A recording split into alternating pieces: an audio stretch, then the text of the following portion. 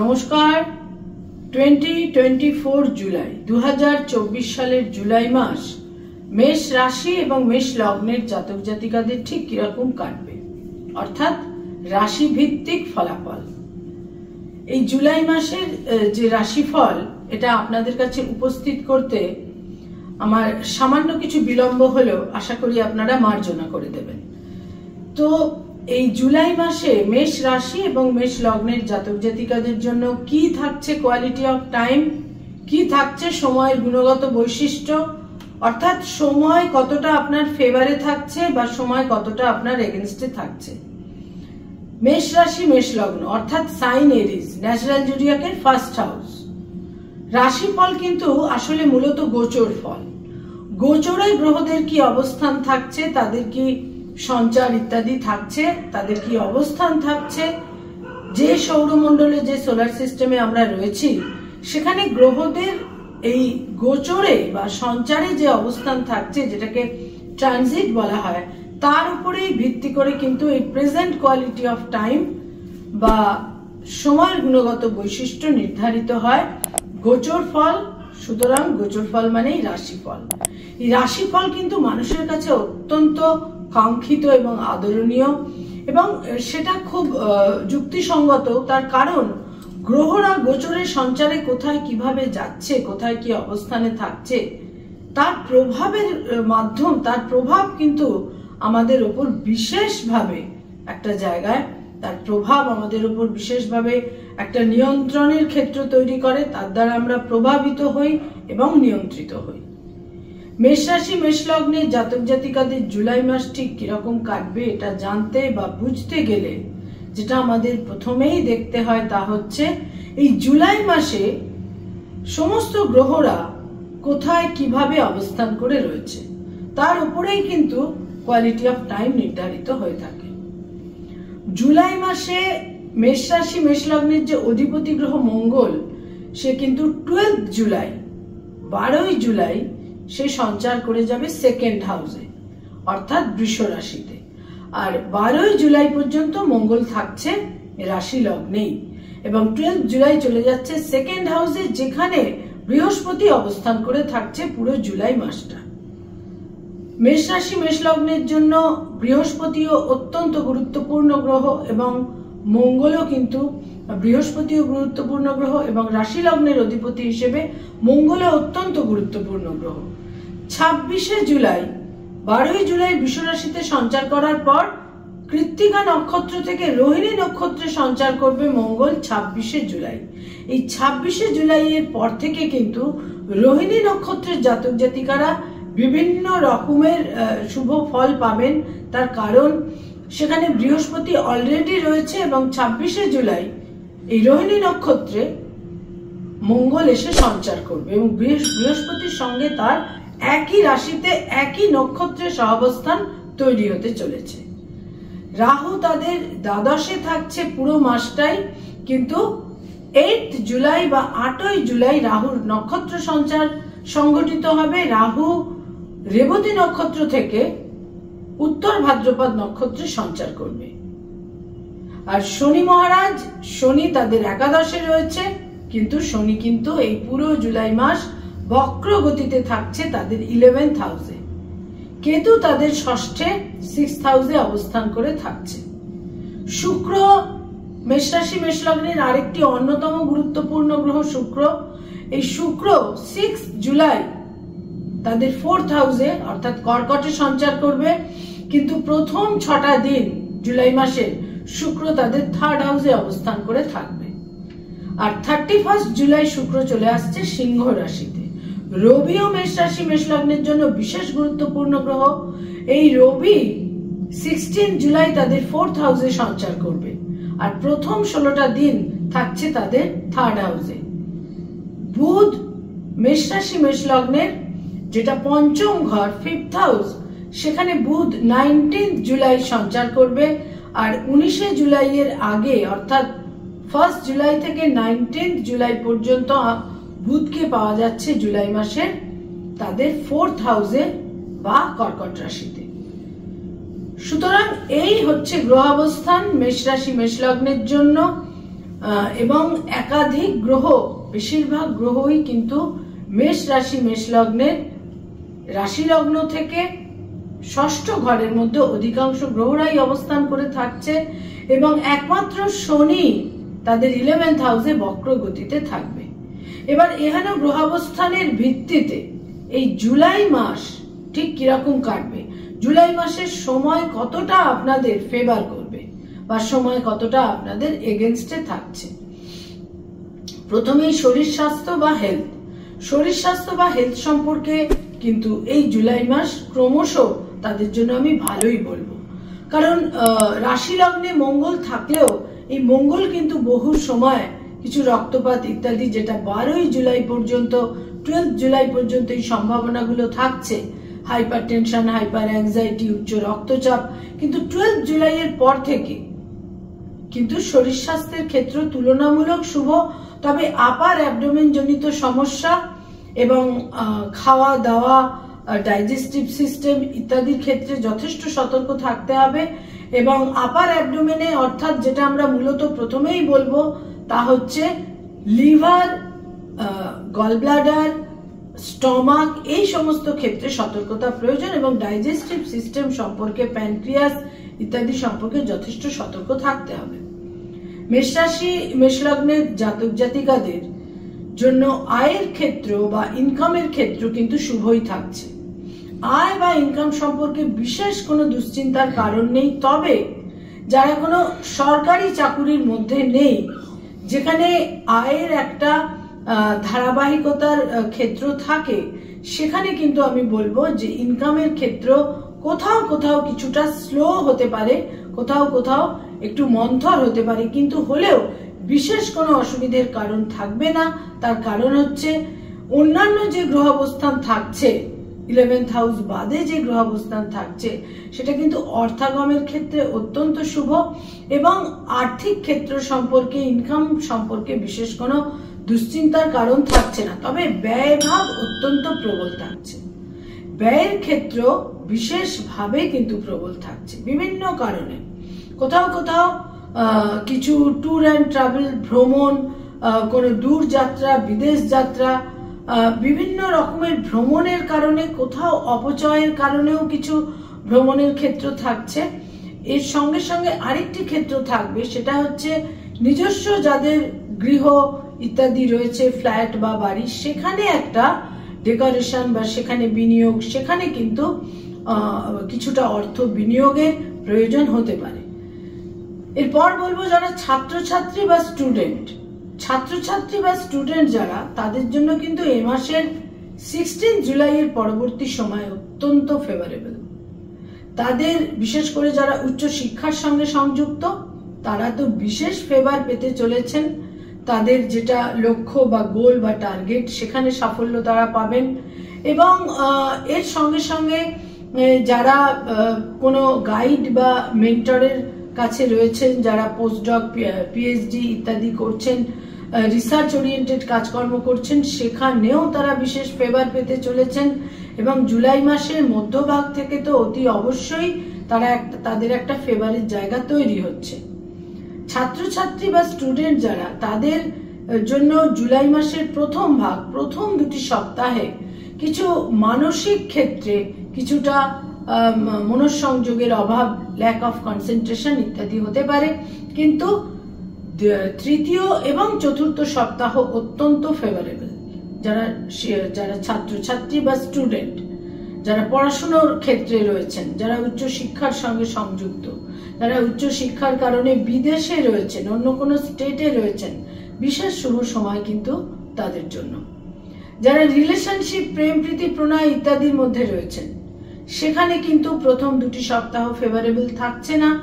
বিভিন্ন কারণে মতভেদ, মত পার্থক্য ইত্যাদির সম্ভাবনা থাকছে এবং দুপক্ষের যাদের সঙ্গে একটা সম্পর্ক রয়েছে, রিলেশনশিপ রয়েছে, সেখানে ফ্যামিলি মেম্বারদের কোনো বিশেষ ইন্টারফেয়ারেন্স বা তাদের কোনো সাজেশন, পরামর্শ ইত্যাদির কারণেও কিন্তু রিলেশনশিপের ক্ষেত্রে কোনো দূরত্ব তৈরি হতে পারে।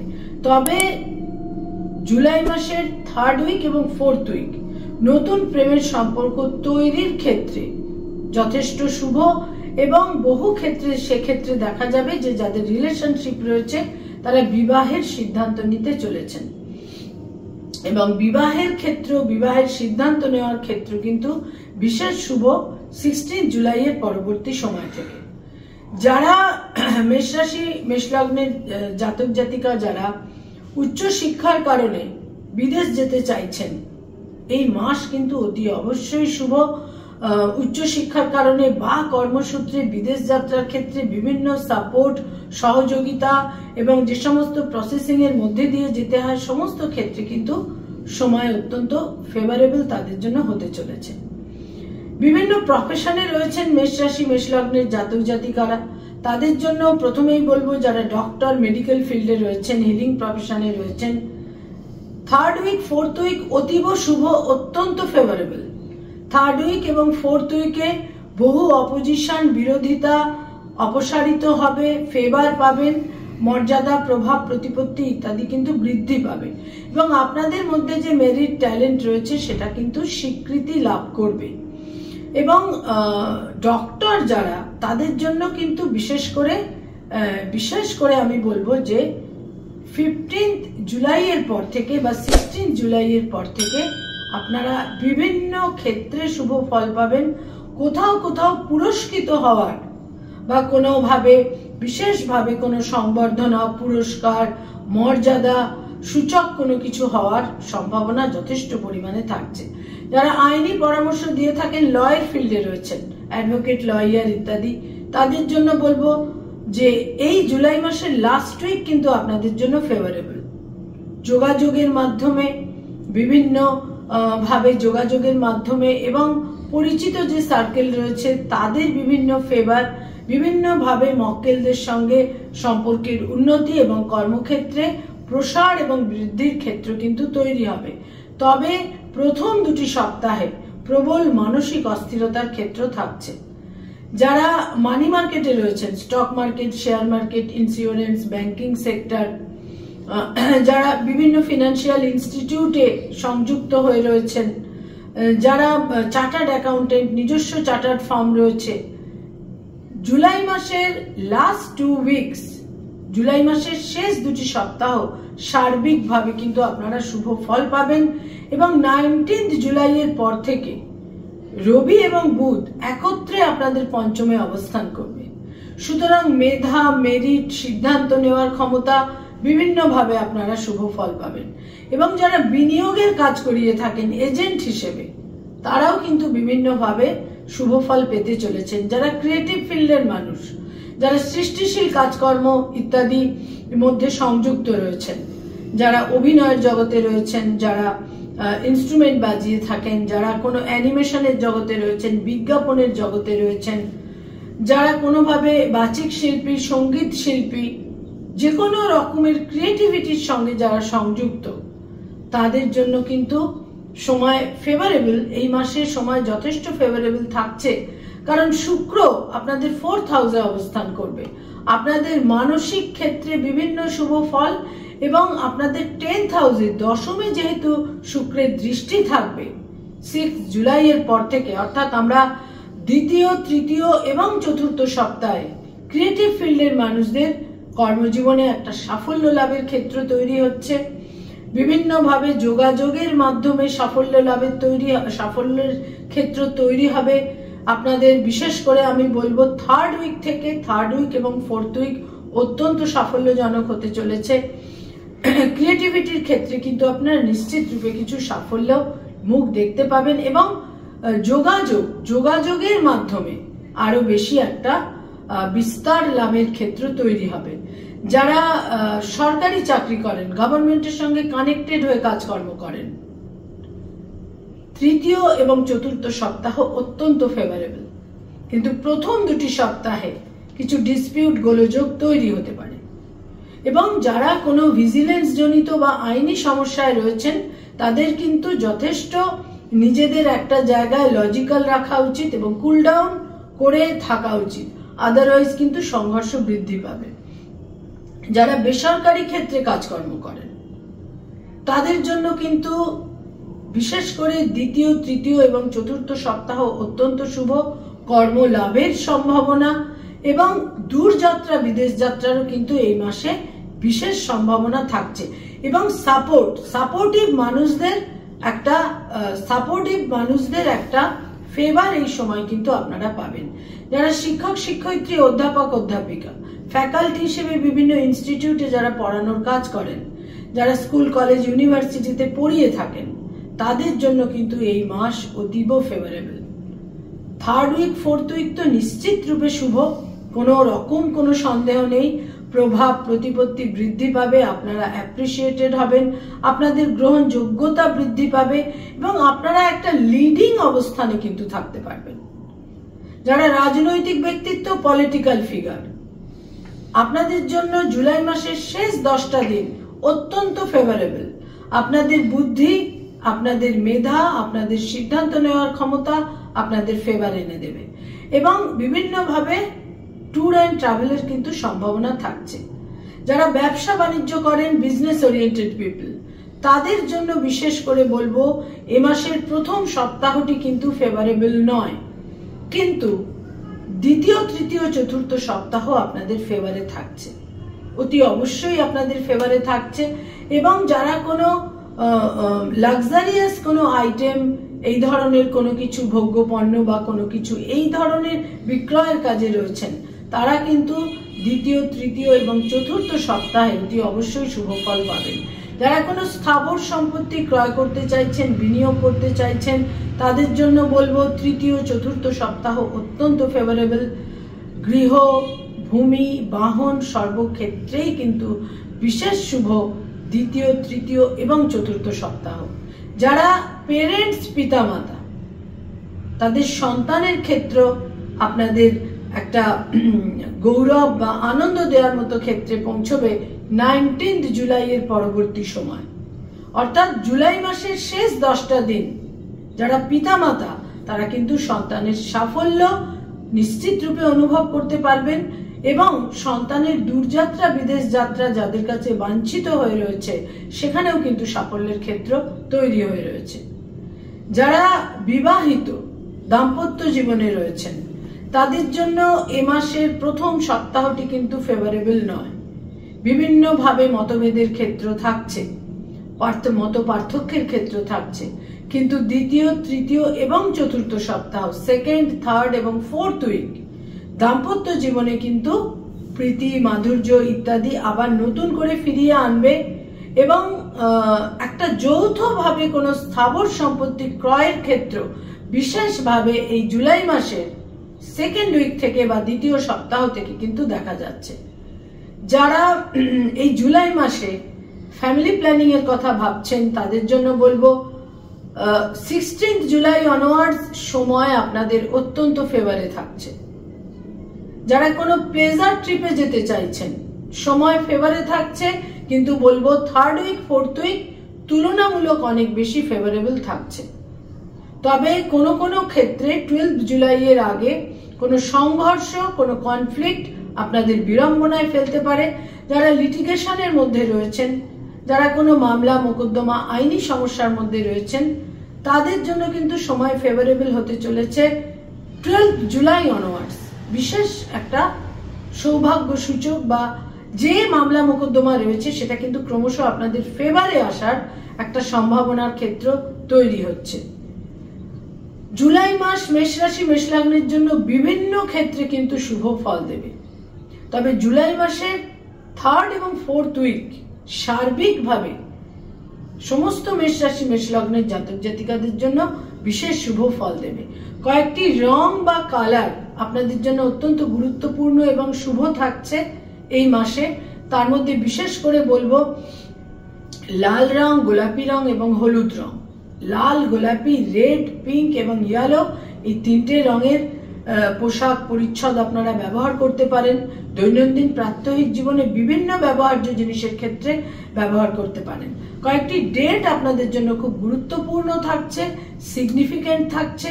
তার জন্য 3 তারিখ, 6 তারিখ, 9 তারিখ, 12 তারিখ, 18 তারিখ, 23 তারিখ, 26 তারিখ এবং তার সঙ্গে সঙ্গে অতি অবশ্য করে 31 জুলাইও কিন্তু বিশেষ ফেভারের ক্ষেত্র তৈরি করে দেবে। যারা মেষ রাশি মেষ লগ্নের জাতক জাতিকা, তাদের যেটা মাথায় রাখতে হবে সেটা হচ্ছে এ মাসের প্রথম 2টি সপ্তাহে কোনো সংঘাত বা সংঘর্ষে নিজেদের না জড়িয়ে ফেলা, একদম নিজের টেম্পারামেন্টকে একটা ব্যালেন্সের মধ্যে রাখা। নমস্কার।